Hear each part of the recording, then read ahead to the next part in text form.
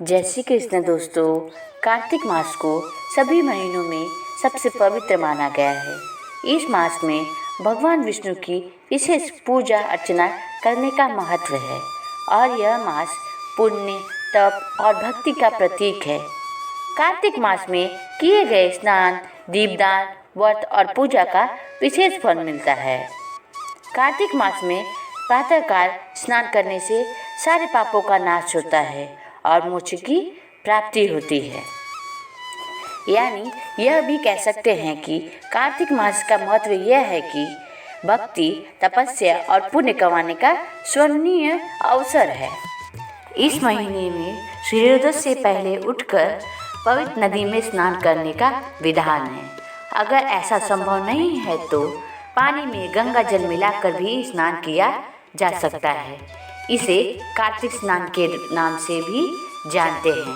मान्यता है कि ऐसा करने से व्यक्ति को पुण्य फलों की प्राप्ति होती है।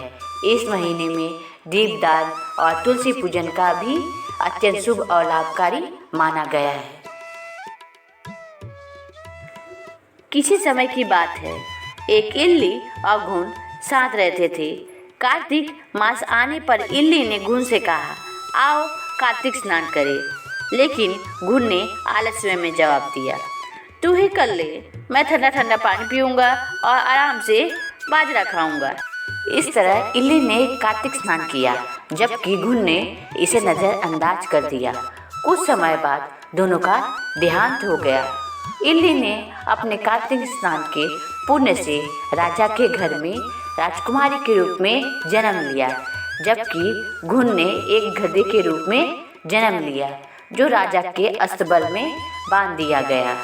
समय बीतने पर राजकुमारी का विवाह हुआ और वह ससुराल जाने लगी।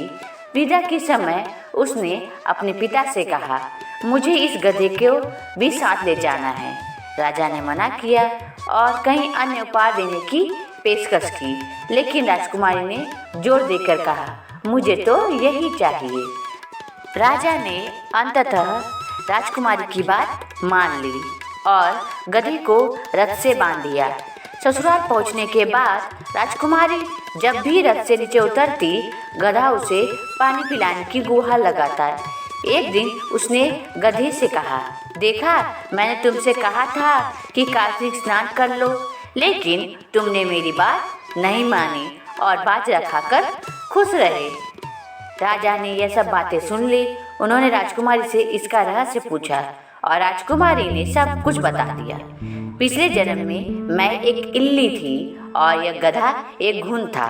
मैंने इसे कार्तिक स्नान के लिए कहा था, लेकिन इसने नहीं सुना। अब मैं पुण्य के प्रभाव से राजकुमारी बनी हूँ और यह आलसी घुन गधा बनकर जन्मा है। इस घटना से राजा ने कार्तिक स्नान का महत्व समझा।